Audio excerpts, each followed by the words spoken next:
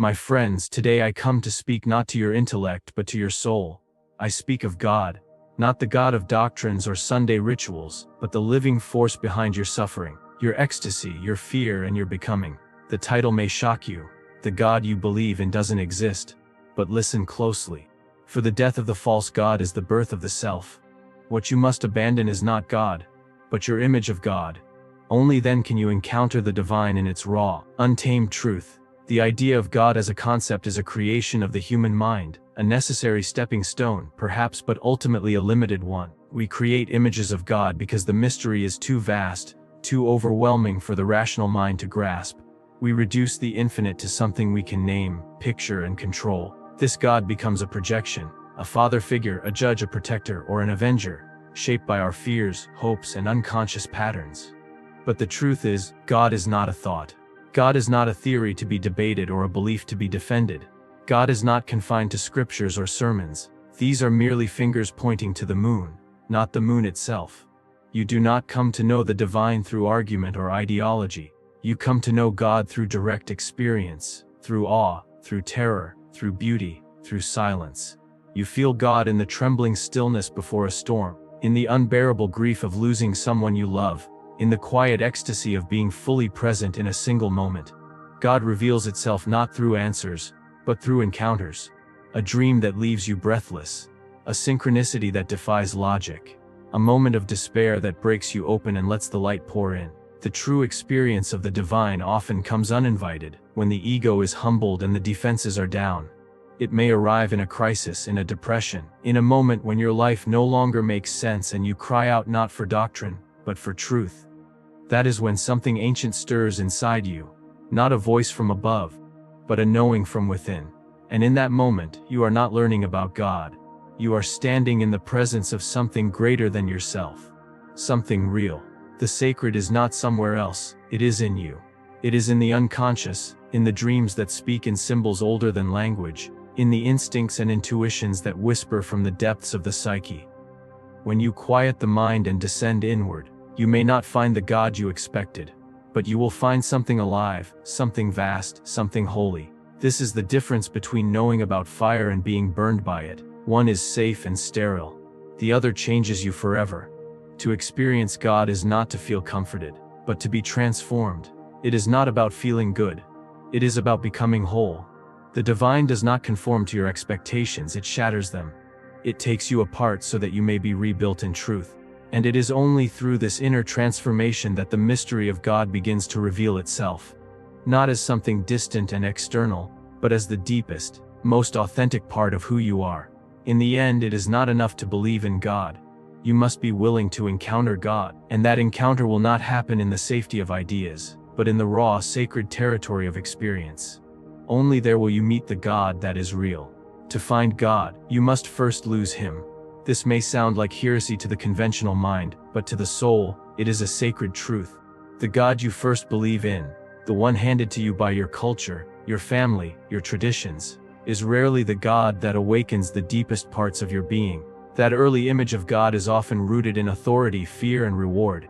It is a God of answers, rules, and expectations. A God who mirrors the psychology of the child and the society that raised them. But as you grow, as you suffer, as life wounds you and tests you, that inherited God begins to crumble. The beliefs that once comforted you begin to feel empty. The prayers once whispered with hope fall flat. The divine you thought you knew becomes silent. And in that silence, in that absence, you feel lost. This is the dark night of the soul. Not because God has abandoned you, but because the image you clung to no longer serves the truth your soul is ready to encounter. Losing God is not a failure.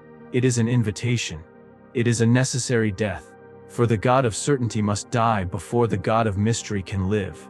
You cannot truly seek the divine until you have let go of your need to define it. As long as your image of God remains fixed, God remains an object outside of you, a projection of your own limitations. But when that image dies, when the old God disappears into the darkness, you are finally free to begin the search, not for a better image, but for a living experience.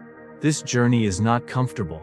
It requires the courage to walk without maps, to enter the wilderness of your own soul with no guarantee of what you will find. It means enduring doubt, facing emptiness, and resisting the urge to return to the safety of inherited answers. It is a descent, a crucifixion of the ego's control over the divine. But in that descent, in that sacred unknowing, you begin to sense something deeper stirring within you.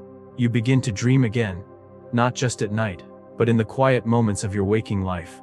Symbols rise from your unconscious like ancient messengers. Synchronicities ripple through your days like hidden music. You begin to feel watched, not by an external judge, but by an inner presence that knows you, that calls you, that waits for your return. And you realize God was never lost. It was your image of God that had to die so that you could truly meet what is eternal. This is not the God of belief, it is the God of becoming. A God who does not live in doctrine, but in the fire of your transformation. A God who is not fixed, but who evolves as you evolve. The God you find after losing the old one is not found through clinging, but through surrender. Not through knowing, but through feeling.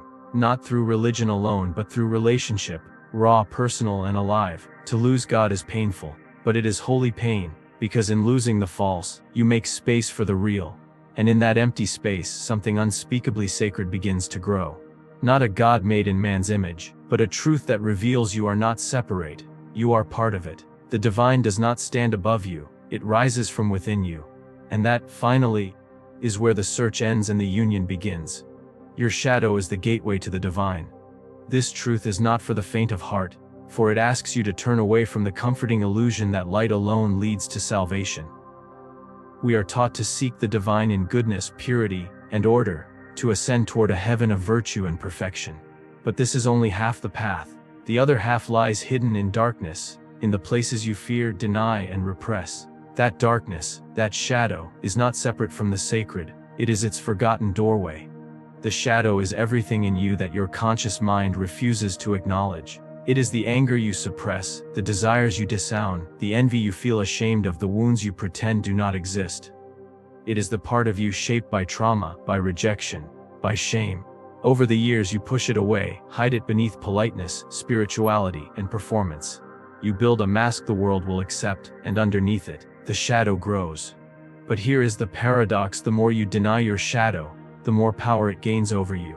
It leaks through your actions, colors your relationships, and distorts your vision. You may call it fate, or misfortune, or the devil, but what you're truly encountering is your own unconscious trying to speak. The divine is not punishing you. It is calling you to wholeness. And that call does not come from the light, it comes from the shadow. To enter the shadow is not to indulge in sin or become lost in darkness. It is to recover the parts of yourself that have been exiled. It is to face your humanity without flinching, to say, yes, this is me too. And in doing so, you reclaim your power, you integrate what was once split off, you become whole. And this, more than any religious performance, is what the divine truly desires: not your perfection but your authenticity. In myths and dreams, the shadow often appears as a dragon, a monster, a demon. But look again, what does the hero always find in the dragon's cave? A treasure, a sacred object, a sleeping god. The story is not a fantasy, it is a map. The very thing you fear holds the key to your awakening. When you face the dragon within, your anger, your lust, your grief, your inadequacy, you do not become less spiritual, you become more human. And in becoming fully human, you touch the divine. Because God is not only in the heavens, God is in your shame, in your jealousy, in your despair. God is in the tears you do not allow yourself to cry. God is in the wound that never healed. When you descend into the shadow, you are not moving away from the sacred. You are returning to it. You are allowing the divine to enter places it was never allowed to dwell before. This is why your shadow is the gateway. Not because it is evil, but because it is real. Because it is where you have hidden your truth. And truth is the language of the soul. When you make peace with your shadow, you do not lose yourself, you find the self you abandoned long ago. You become whole, you become real. You become, finally, a vessel through which the divine can flow, not in fragments but in fullness. So do not be afraid of the shadow. Go to it, speak with it, learn from it. In its depths, you will find not a monster, but a mirror. And in that mirror, you will see not your shame but your potential. Not your failure, but your divine fire, waiting to be lit. The self is the image of God within you. Not a God that sits on a throne above the clouds, not a distant ruler watching your every move, but a sacred presence living in the very depths of your being. The self, as Carl Jung described it, is the totality of who you are, not just your conscious identity, but the vast, hidden world of your unconscious as well. It is the central point of your psyche, the integrating force that seeks wholeness, balance, and truth. From the moment you are born, you begin to form an ego, a sense of who you are. This ego is necessary. It helps you function in the world. It gives you a name, a role, a place in society. But the ego is not the whole story. Beneath it lies something older, wiser, and far more profound. That something is the self. It holds every part of you, even the ones you've forgotten, rejected, or never discovered. It is the blueprint of your soul. It is the God image imprinted on your innermost being. The self does not speak in words. It speaks in symbols, dreams, longings, synchronicities. It calls you, not to be perfect, but to be whole. It doesn't care whether the world applauds you. It wants you to remember who you are beyond all masks and expectations. And to do that, it leads you into transformation. Sometimes that means crisis. Sometimes it means a great longing that won't let you rest. Sometimes it means being stripped of everything you thought defined you. But it is always an invitation. Come home to your deeper self. Come home to the divine within. When you feel lost, empty, or fragmented, it is the self that calls you back. Not through force, but through longing. Through the ache you feel in your chest when you know there must be more to life. Through the quiet voice that whispers, "This is not all you are." That voice is not your imagination. It is the God image inside you trying to awaken. You do not need to seek God in distant temples or ancient texts. You carry the temple within you. Every time you act with integrity, every time you confront your shadow, every time you listen to your dreams or follow a creative impulse, you are honoring the self. You are aligning with the sacred. The self is not a theory. It is a living reality. It is the part of you that sees beyond the ego's illusions. It knows your path even when you don't. It holds your pain with compassion and your potential with hope. When you begin to relate to the self, not as an abstract idea, but as a living inner presence, your life changes. You start to feel guided. You begin to notice patterns that seem to be more than coincidence. You find the courage to face things you once avoided. You begin to trust not just in a higher power, but in the divine rhythm of your own unfolding. The self is not an escape from your humanity. It is the full embrace of it. In your flaws, your doubts, your wounds, and your gifts, the divine is waiting to be discovered. You were not born broken. You were born with a spark of the eternal. And that spark is the self, quietly guiding you back to who you were always meant to be. To meet the self is to meet the face of God. Not outside of you, but within. Not in the heavens, but in your own soul. And when you finally stand in that sacred center, you will know you were never separate. You were never alone. The divine has always lived in you, as you, through you, all along. Live as if God were watching, not from above but from within. This is not the gaze of a judgmental deity, nor the fear-driven obedience to a punishing force. This is something far more intimate, far more honest, and far more demanding. It is the awareness that within your own soul resides a divine presence. A center of being that sees you fully, not just your actions but your intentions, not just your image but your essence. Most people live their lives as if being seen by others is what gives life meaning. They act according to social rules, external rules, and the fear of rejection or failure. Their morality is shaped by what others approve of, not by what their soul demands. But when you begin to live as if God were watching from within, everything changes. You no longer perform, you become. You no longer seek to impress. You seek to align. You no longer fear exposure.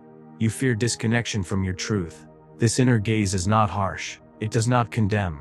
It does not measure you against impossible standards. It sees through you with clarity and compassion. It knows your suffering, your history, your shadow, and it loves you enough to hold you accountable to your higher self. Living in alignment with this inner presence means asking not, "Will people accept me for this?" but, "Is this true to my soul?" It means that every word, every choice, every action becomes sacred, not because someone else is watching, but because you are. This is the divine spark within you. The self, the God image, the part of you that is already whole, already wise, already connected to something far beyond the ego. When you live as if that presence is always with you, you begin to walk a different path. You make decisions based on inner knowing rather than fear. You treat others not as objects in your way, but as reflections of the same divine core. You become less reactive, more present. Less driven by desire, more guided by meaning. Living this way is not easy. It requires discipline. Not the kind enforced by dogma, but the kind born of love. Love for your own potential. Love for the sacred thread running through your life. You must be willing to listen. To the quiet voice in your dreams. To the discomfort that signals misalignment. To the pull towards something deeper. You must be willing to pause, to reflect, to say no to the easy path in order to walk the right one. This is not a life of blind obedience. It is a life of conscious devotion.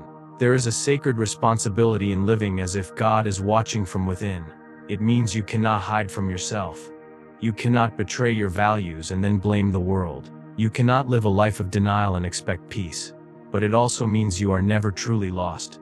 Because even when you stumble, that inner light still burns.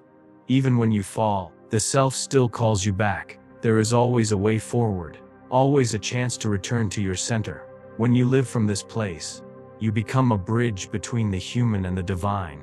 You carry the presence of something greater into every moment. You become a force of truth in a world of illusion. You do not preach, you embody. You do not convert, you inspire. And not by telling others about God, but by showing them what it looks like when someone lives with the divine as their inner guide. To live as if God were watching from within is to live with integrity, with courage, with reverence for the mystery of your own existence. It is to walk through life with open eyes and an open heart, knowing that your soul is the temple, and your life the offering. So I say again, the God you believe in doesn't exist. But take heart, this is not the end. This is the beginning. Let the false God die so the true God may be born. Let the mask fall so the face may be revealed. Let go of certainty and enter the mystery. Because the real God, the one who knows your pain, your paradoxes, your becoming, that God waits for you within.